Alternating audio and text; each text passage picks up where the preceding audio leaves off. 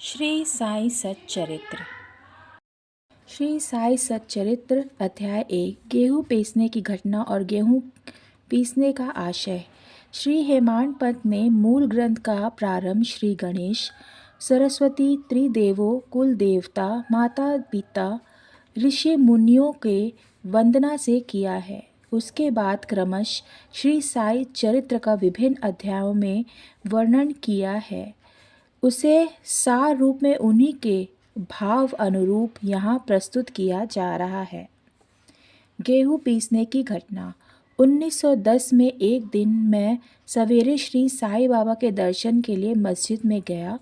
वहाँ का विचित्र दृश्य देखकर मेरे आश्चर्य का ठिकाना ना रहा कि साईं बाबा मुंह हाथ धोने के बाद चक्की पीसने की तैयारी में जुटे थे। उन्होंने ज़मीन पर टाट का एक टुकड़ा बिछाया, उस पर हाथ से पीसने वाली चक्की रखी। फिर उन्होंने कुछ गेहूं डालकर पीसना शुरू कर दिया। मैं सोचने लगा कि बाबा चक्की में गेहूं पीस रहे हैं। ऐसा करने से उनका क्या लाभ है?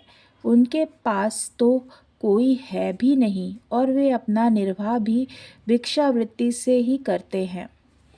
उस समय वहाँ उपस्थित अन्य लोगों को भी कुछ ऐसी ही धारणा थी, परंतु उनसे कुछ पूछने का साहस भला कौन कर सकता था। बाबा के गेहूं पीसने की खबर शीघ्र ही सारे गांव में आग की तरह फैल गई। उनकी ये अद्भुत लीला देखने के लिए शीघ्र ही नर नारियों का समूह मस्जिद की ओर दौड़ पड़ा।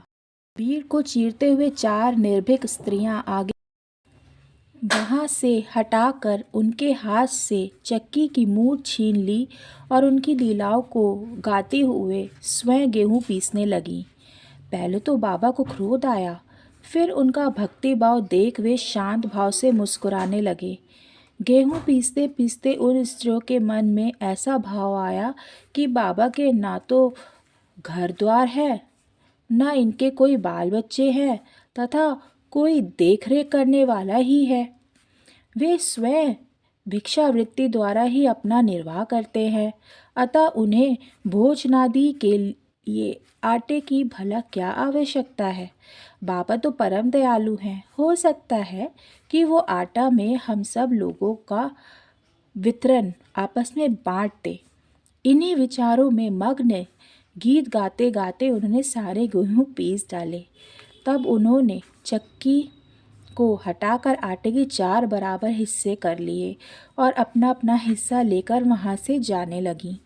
तभी अभी तक शांत मुद्रा में निमग्न बाबा उसी क्षण क्रोधित होकर अपशब्द कहने लगे, स्त्रियों, क्या तुम पागल हो गई हो? तुम किसके बाप का माल हड़प कर ले जा रही हो? क्या किसी कर्जदार का माल है जो इतनी आसानी से उठाकर लिए जा रही हो? अच्छा, अब एक काम करो, इस आटे को ले जाकर गांव के मेड़ पर बिखेर आओ। मैंने शिरडी वासियों से पूछा है कि जो कुछ बाबा ने अभी किया है उसका वास्तव में क्या अर्थ है। उन्होंने मुझे बतलाया कि गांव में हैजे का प्रकोप चरम सीमा पर फैला है और उसके निवारण के लिए बाबा का ये उपचार है। अभी जो कुछ आपने पीसते देखा था वो वास्तव में गेहूं नहीं हैजा था जो पीस कर नष्ट कर दिया गया है। इस घटना के बाद सचमुच हैजे को संक्रामकता शांत हो गई और सभी गांववासी स्वस्थ हो गए। यह जानकर मेरी प्रसन्नता का और छोर ना रहा।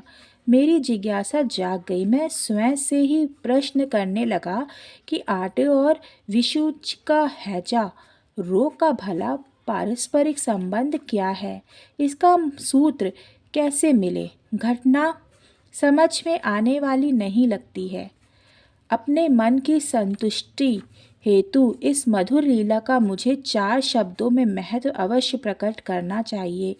लीला पर चिंतित करते हुए मेरा हृदय प्रफुल्लित हो गया और इस प्रकार बाबा का जीवन चरित्र लिखने के लिए मुझे प्रेरणा मिल गई। ये तो सब लोग जानते ही हैं कि यह कार्य बाबा की कृपा और शुभ आशीर्वाद से सफलतापूर्वक संपन्न हो गया। जय साईं बाबा।